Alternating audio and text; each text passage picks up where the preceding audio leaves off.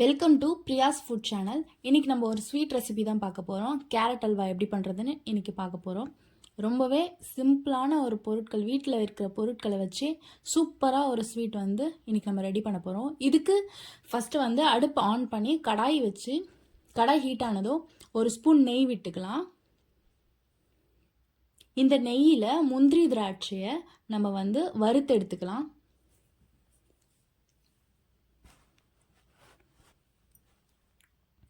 முந்திரி திராட்சையை சேர்த்து இது ரோஸ்ட் ஆனோன்னு நம்ம எடுத்து மாற்றி வச்சுக்கலாம்.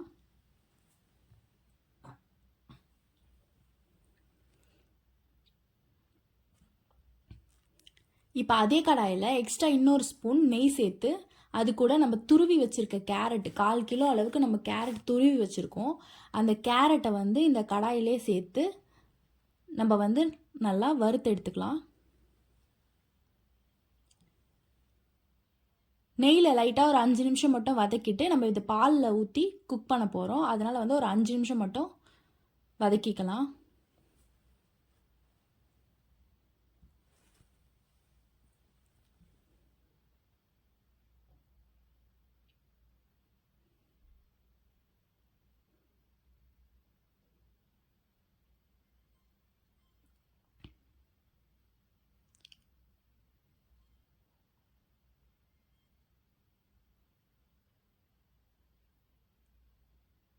இந்த கேரட்டை நெய்யில் வதக்குனதுக்கப்புறமா நம்ம இப்போ ஒரு 1/2 லிட்டர் பாலில் நம்ம இந்த 1/4 கிலோ அளவுக்கு கேரட்டை வேக வைக்க போகிறோம். இதுக்கு தண்ணி எதுவும் சேர்க்க வேணாம். நான் வந்து ஃபுல் க்ரீம் மில்க் தான் எடுத்திருக்கேன், 1/2 லிட்டர் அளவுக்கு.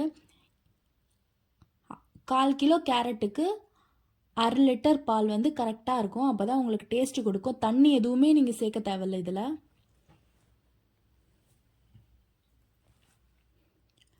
இது கூட வந்து ஒரு 4 ஏலக்காவை நான் தூள் பண்ணி வச்சுருக்கேன்.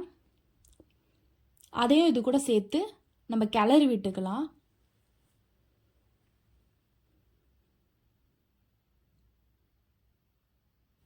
நல்லா கிளறி விட்டதுக்கப்புறமா இதை வந்து மீடியம் ஃப்ளேமில் வச்சு இதை நல்லா குக் பண்ண போகிறோம்.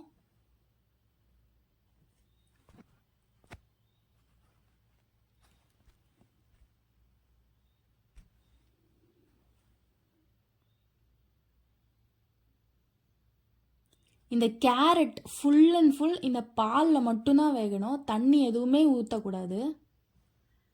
லாஸ்ட்டாக நீங்கள் சாப்பிடும்போது இதில் பால்கோவா மிக்ஸ் ஆன மாதிரி இருக்கும்.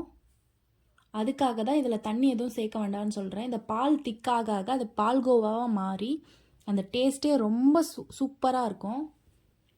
இப்போ இதை நம்ம கிளறி விடும்போது இந்த பாத்திரத்தை சுற்றி பாலாடை வந்து படியும். அது எல்லாத்தையுமே வந்து கரண்டியில் நம்ம வந்து சுரண்டி உள்ளே தள்ளி விட்டுக்கலாம்.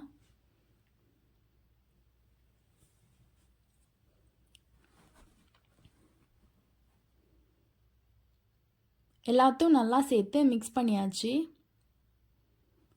இப்போ இந்த அளவுக்கு நல்லா சுருண்டு வந்துடுச்சு. இந்த கேரட் ஃபுல்லாகவே இந்த பாலில் நல்லாவே வெந்துடுச்சு. இந்த அளவுக்கு பாருங்கள், செம்ம சாஃப்டாக வெந்துடுச்சு. இது வெந்ததுக்கப்புறமா நம்ம இது கூட வந்து சுகர் சேர்க்க போகிறோம். இதுக்கு நம்ம 150 கிராம் சுகர் மட்டும் சேர்க்க போகிறோம். நான் என்னோடய சின்ன கப்பால் 2 கப் அளவுக்கு இந்த சுகர் சேர்த்துக்கிறேன். சுகர் சேர்த்த உடனே நம்மளுக்கு இன்னும் கொஞ்சம் இலகி வரும். இந்த அல்வா கொஞ்சம் மெல்ட் ஆகும். நல்லா கிளறி விடுங்க. திருப்பியும் அது திக்காகணும். அது வரைக்கும் வந்து இன்னும் கொஞ்சம் நேரம் குக் பண்ணிகிட்டே தான் இருக்கணும் நீங்கள். இதை விட்டுட்டு வேறு எங்கேயும் போயிடக்கூடாது, வேறு எந்த வேலையும் பார்க்குறதுக்கு. ஏன்னா இது வந்து கிட்டவே இருந்து கிளறி விட்டுட்டே இருக்கணும். அப்போ தான் அடி பிடிக்காமல் இருக்கும். இப்போ இந்த மாதிரி திக்காகிட்டே வருது பாருங்கள். இன்னும் ஒரு 5 நிமிஷம் ஆயிடுச்சுன்னா ஃபுல்லாக திக்காயிடும், ரெடி ஆகிடும்.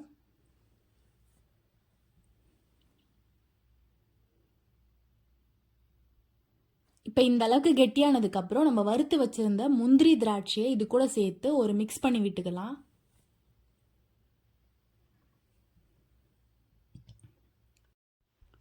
அவ்வளோதான். இப்போ நம்மளுக்கு கேரட் அல்வா வந்து சூப்பராக ரெடி ஆயிடுச்சு. இதை நம்ம பிளேட்டுக்கு மாற்றிக்கலாம்.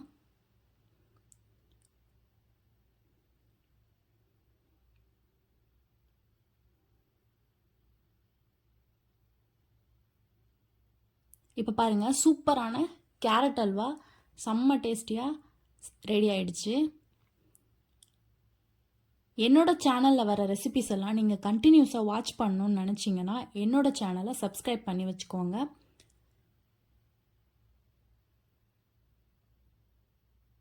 தேங்க்ஸ் ஃபார் வாட்சிங்.